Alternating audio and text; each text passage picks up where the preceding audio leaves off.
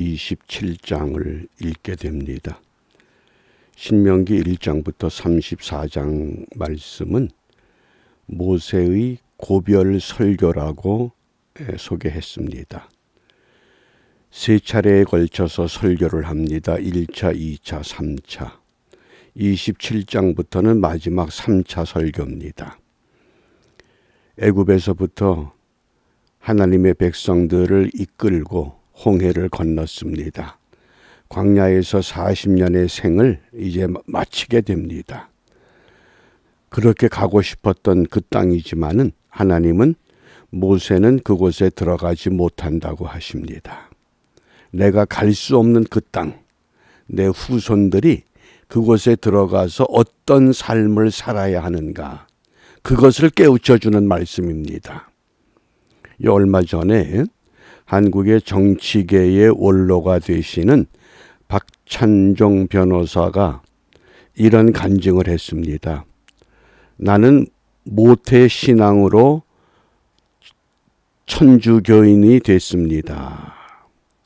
철저한 모태 신앙이라고 그럽니다. 그런데 성당에 나간 지 10년이 넘었습니다. 그동안 성당에 나가질 않았습니다. 그 이유가 성당에서 하나님이 떠났기 때문이라고 강조합니다. 그러면 왜 모태 신자가, 모태 천주교인이 성당에서 하나님이 떠났다고 하느냐? 두 가지 이유를 댑니다. 첫 번째, 가톨릭의 사제들, 정의구현 사제단들이 하는 행동이 전혀 신앙이 아니라고 하는 것. 그 다음에 두 번째, 문재인 씨가 하는 행동이 가톨릭 신자라고 그러면서 그가 하는 것 보면 그건 신앙이 아니라고 하는 것. 저는 그 이야기를 들으면서 오늘 우리가 묵상의 주제가 여호와의 백성입니다. 내가 하나님의 백성인데 하나님의 백성다웁게 살지 못하면 나 때문에 어느 누군가가 하나님 앞에 나올 수 없다고 하는 것. 우리가 굉장히 오늘 두려운 메시지입니다. 그래서 우리가 묵상의 주제가 있는 우리 9절 말씀을 함께 읽습니다. 모세가 레위 제사장들로 더불어 온 이스라엘에게 고하여 가로되 이스라엘아 잠잠히 들으라. 오늘날 네가 내 하나님 여호와의 백성이 되었으니 아멘. 광야에서 40년 방황하다가 출애굽 1세대들은 전부 광야에서 묻혀야 됩니다. 여호수아와 갈렙만이 약속의 땅으로 들어갈 수 있는 자격을 얻습니다. 그 위대한 지도자 모세도 그 땅에 들어가지를 못합니다. 이런 안타까움을 갖고 광야에서 태어났던 광야 세대들을 향해서 오늘날 네가 내 하나님 여호와의 백성이 되었다. 여호와의 백성의 특징이 있습니다. 그 다음에 이어지는 10절 말씀에 보면 그런즉 내 하나님 여호와의 말씀을 복종해라. 내가 오늘날 네게 명하는 그 명령과 규례를 행하라. 두 가지입니다. 하나님의 말씀 명령과 규례에 복종하고 그대로 지켜라. 이 신명기 27장의 그 내용을 보면 크게 네 가지로 우리가 설명할 수 있습니다. 그 네 가지 그 내용들 보면 1절부터 4절은 기념석을 세우라고 합니다. 그것도 에발산에 특별히 석회를 바르고 철기, 도구를 사용하지 말라고 말씀을 하셨습니다. 바꿔 말하면 우리가 주님 앞에 나갈 때에 여호와의 백성이 되기 위해서 내 모습 이대로 주님 앞에 가지고 가야 됩니다.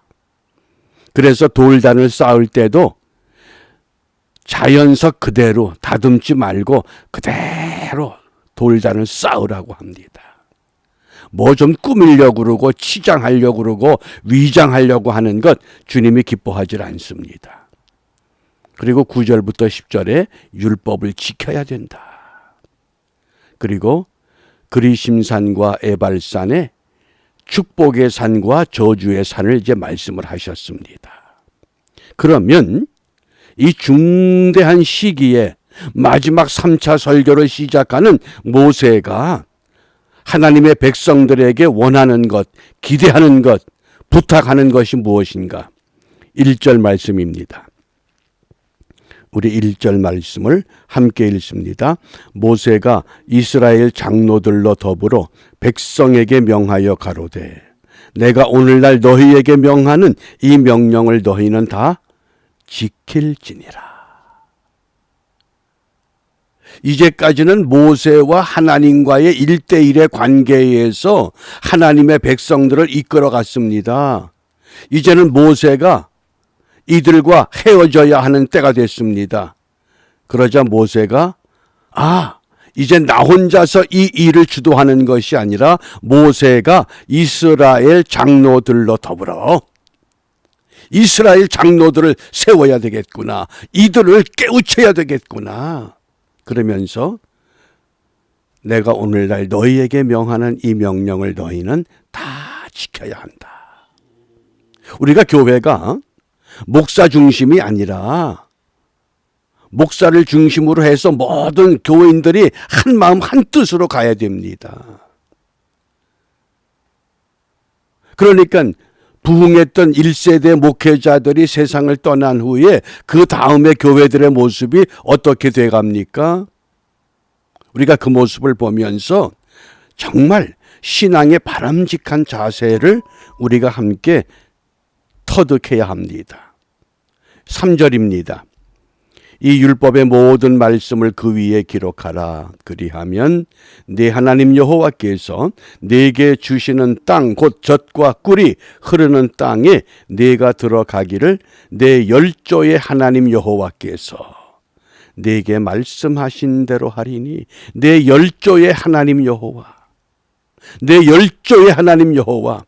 이제까지는 모세가 하나님과 1대1의 관계 속에서 애굽에서부터 여기까지 왔습니다마는 이제는 나의 하나님이 아니라 너희들의 하나님, 조상의 하나님, 모세라고 하는 개인 지도자 중심에서 하나님의 백성 민족 중심으로 신앙의 주도권이 움직여져야 됩니다. 세상의 많은 교회들은 뭡니까? 그 교회가 세상을 주도할 수 있는, 그러니까 교회에 모였던 성도들이 세상에 흩어져서 세상에 나가서 세상 사람들과 더불어서 열조의 하나님, 우리의 하나님 이렇게 끌어가야 되는데 그런 현상이 점점 식어지고 그런 소망이 점점 무너져 버리는 이 안타까운 현실입니다. 그래서 이러한 때에 우리가 정말 이 신앙을 바르게 유지하고 이 신앙을 후손들에게 그대로 전수하기 위해서 또 무엇을 해야 되느냐? 6절과 7절입니다. 함께 읽습니다. 너는 다듬지 않은 돌로 내 하나님 여호와의 단을 쌓고 그 위에 내 하나님 여호와께 번제를 드릴 것이며 또 화목제를 드리고 거기서 먹으며 내 하나님 여호와 앞에서 즐거워하라. 아멘. 무슨 말씀일까요? 예배를 회복하라고 말씀합니다. 예배가 회복되어야 됩니다. 어떻게? 번제를 드려라. 번제는 뭡니까? 올라라고 하는 이 단어, 히브리 단어 모두 불타서 아무것도 남기지 아니하고 전부 올라간 상태를 말합니다. 바꿔 말하면 철저한 헌신입니다. 하나님의 교회가, 하나님의 성도들이 세상에서 세상을 위해서 완전히 자기 몸을 불태워 헌신해라 그 뜻입니다. 그게 예배입니다.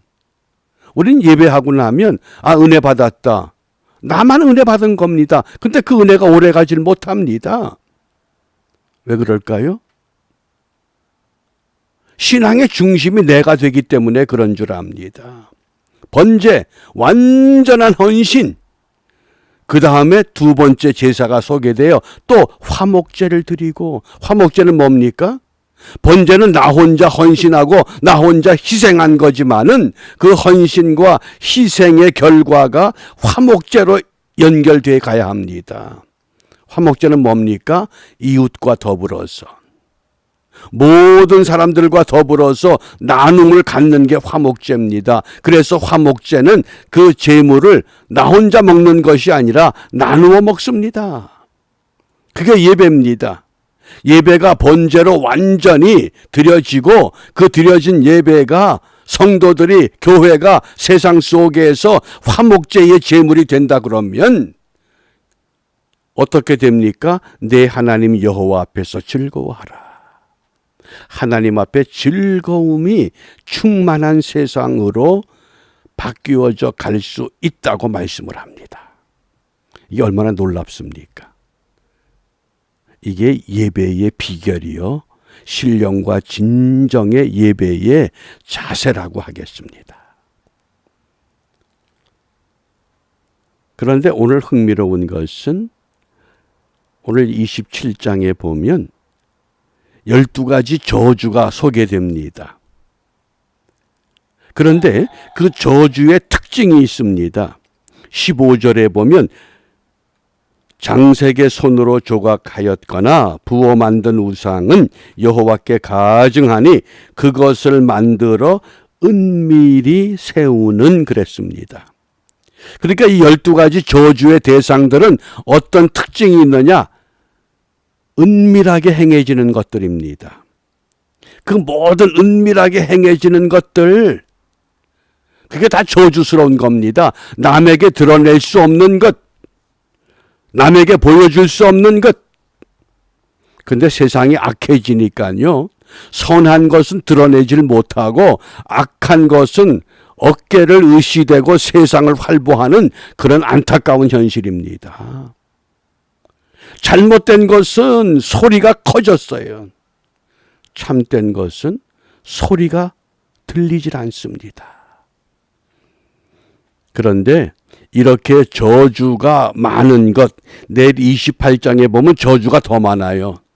복은 몇 가지 안 되고 저주가 더 많습니다. 왜 이렇게 하나님의 말씀이, 하나님의 백성들이 약속의 땅에 들어가야 하는데 왜 그 땅에 저주가 이렇게 많으냐? 미국으로 올 때는 미국이 청교도 정신에 의해서 정말 이 기독교 정신이 입각한 나라라고 생각을 하고 왔는데 와서 살아보니 점점 더 나쁜 방향으로 갑니다.